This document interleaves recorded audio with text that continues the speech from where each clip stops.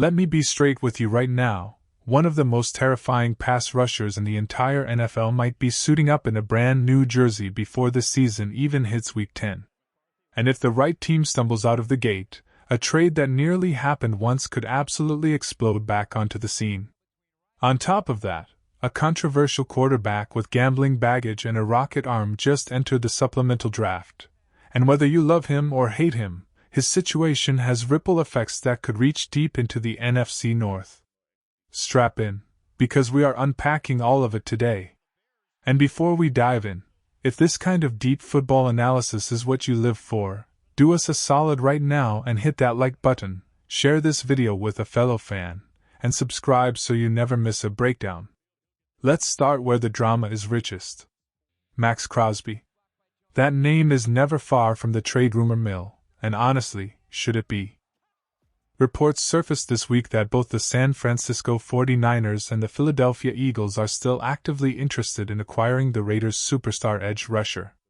And then Mike Florio went on a Chicago sports radio station Friday and dropped what felt like a very deliberate warning shot, saying Max Crosby could very well still get moved before this season is done.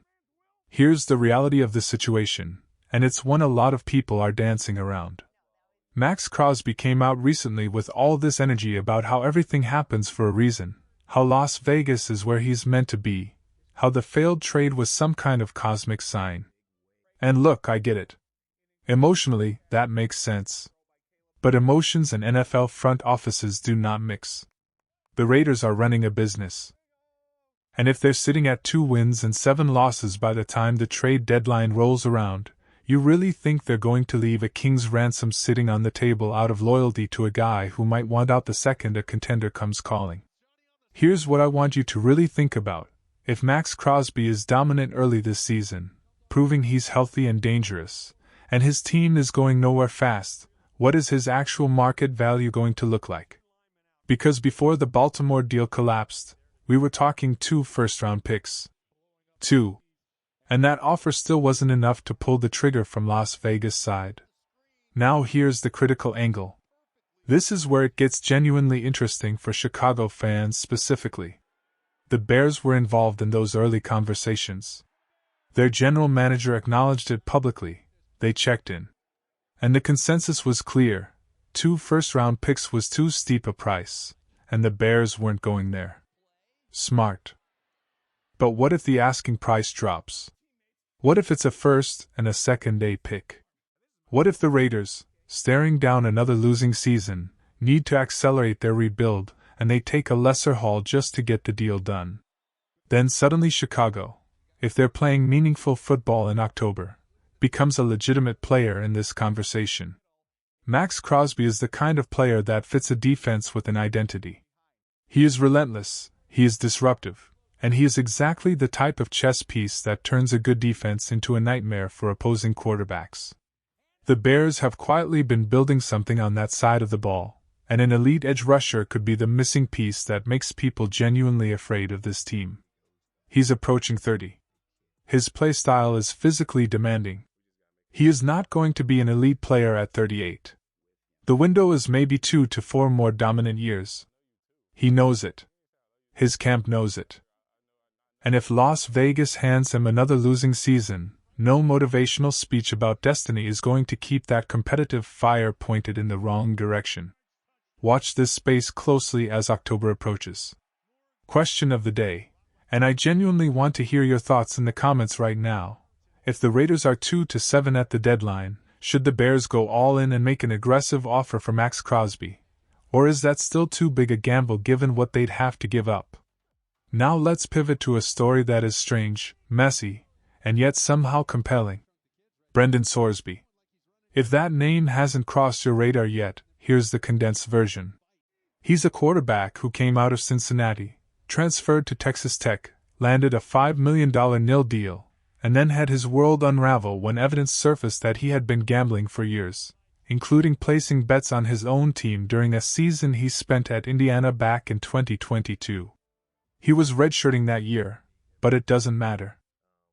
That is a serious violation, and the consequences came fast. He won a legal injunction to stay eligible, The Big 12 fought back with a counter-lawsuit, and rather than keep grinding through the legal chaos, Sorsby made the call to enter the supplemental draft. His pro day is scheduled for July 10th just outside of Dallas. The supplemental draft itself is expected in mid to late July. And here is the part that has people buzzing. All 32 NFL teams are expected to have someone in attendance at that workout. Now, before you spiral into thinking this means every team is ready to spend a draft pick on a quarterback with legal and gambling baggage, pump the brakes. There is nothing happening in July. Scouts have regional assignments, and the Dallas-Fort Worth area is covered by somebody on every single team's staff because it sits right in the middle of Big 12 and SEC recruiting territory. Of course, they're sending someone. It would be more surprising if they didn't. That doesn't mean a bidding war is coming. The supplemental draft works differently than the traditional process. Teams submit which round pick they're willing to spend from the following year's draft. Whoever submits the highest pick wins the rights to the player. If multiple teams submit at the same level, it goes to a tiebreaker system. There have been reports suggesting Sorsby could go as high as a second-round pick in this process. For context, that would be a significant investment for a player arriving with this kind of controversy cloud hanging over him. For Chicago specifically, the odds are long. Very long. They have their franchise quarterback locked in and developing. They have a capable veteran backup. They have a young developmental option who has shown enough promise that the organization genuinely values him as a trade asset down the road. Dropping a high supplemental draft pick on a third quarterback with off-field questions doesn't line up with where this team is right now. But here's the angle that does make it relevant: keep your eyes on Minnesota. The Vikings are in a genuinely murky quarterback situation. Their big investment at the position has been inconsistent at best, and their newest acquisition feels more like a one-year audition than a long-term answer. A physical specimen at quarterback with a big arm and mobility. That is exactly the kind of flyer a team in transition might be willing to take. And anything that changes the quarterback landscape in the NFC North has direct implications for Chicago. So what does all of this mean for the Bears heading into a season that feels like it could be a genuine turning point? It means stay locked in. The Max Crosby situation is not dead, it is dormant, and it wakes up the moment Las Vegas starts losing. The Sorsby drama is a subplot with NFC North implications even if the Bears aren't the main characters in it. The offseason is supposed to be quiet. But in football, nothing stays quiet for long. Keep watching, keep thinking, keep debating, and drop your Crosby trade take in the comments below. We'll see you in the next one. Bear down.